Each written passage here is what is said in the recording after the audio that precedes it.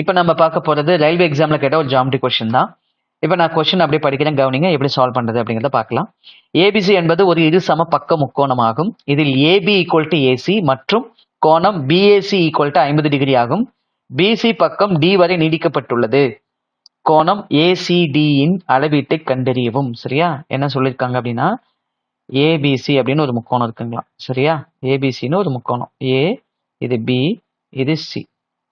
என்ன முக்கோணம் அப்படின்னா ஐசோஸ்லஸ் ட்ரையாங்கிள். அப்படின்னா என்னன்னா, ரெண்டு பக்கங்கள் சமமா இருக்கும். அதாவது எந்தெந்த பக்கம் அப்படின்னா, ஏபி ஈக்குவல் டு ஏசின்னு சொல்லிட்டாங்க. ஏபி அப்படிங்கிற இந்த பக்கமும் ஏசி அப்படிங்கிற இந்த பக்கமும் சமமா இருக்கு அப்படின்னு சொல்றாங்க. சரியா? அப்படி போட்டோம்னா சமமா இருக்கு அப்படின்னு அர்த்தம்.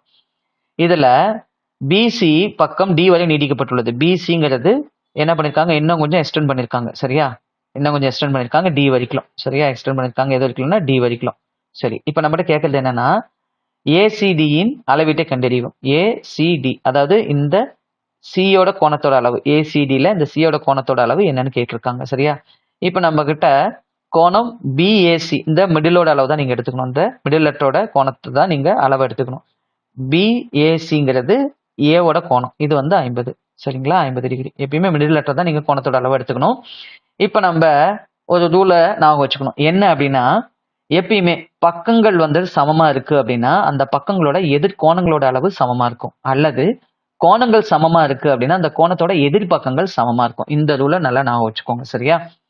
அடுத்ததா என்ன அப்படின்னா, இந்த வெளிப்புற கோணத்தோட அளவு எதுக்கு சமமா இருக்குன்னா, இந்த உட்புற கோணம் இருக்கு இல்லைங்களா? இந்த ரெண்டு கோணம், இந்த கோணமும் இந்த கோணமும், இது ரெண்டையும் கூட்டினோம்னா இந்த வெளிப்புற கோணத்தோட மதிப்புக்கு சமமா இருக்கும். அவ்வளவுதான். இந்த ரெண்டே ரூலை ஞாபகம் வச்சுட்டீங்க அப்படின்னா இதுக்கு ஆன்சர் போட்டுடலாம். சரியா?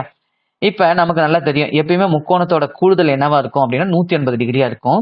அதுல ஒரு கோணத்தோட மதிப்பு 50 டிகிரினா, அப்ப மீதி ரெண்டு கோணத்தோட மதிப்பு என்னவா இருக்கும்னா 130 டிகிரியா இருக்கும். அப்ப 180ல இருந்து நீங்க 50 கழிச்சிட்டீங்கன்னா 130 இருக்கும். சரியா? அப்ப இந்த பக்கத்தோட இந்த கோணமும் இந்த பக்கத்தோட இந்த கோணமும் சமமா இருக்கும். சரியா? எப்பயும் சம அளவுகளை கொண்ட எதிர்பக்கத்தோட கோண அளவு சமமா இருக்குமா? அப்ப இந்த 130 ரெண்டா வகுத்தீங்கன்னா இது 65 டிகிரி, இது 65 டிகிரி. சரியா?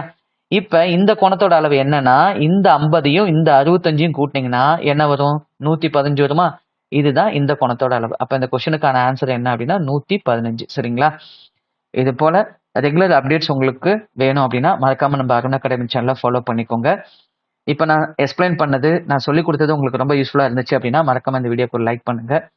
அதே போல ரெகுலரா உங்களுக்கு அப்டேட் வேணும் அப்படின்னா நம்ம அருண் அகாடமி சேனலை சப்ஸ்கிரைப் பண்ணுங்க. சரிங்களா? தேங்க்யூ ஃபார் வாட்சிங் அருண் அகாடமி சேனல்.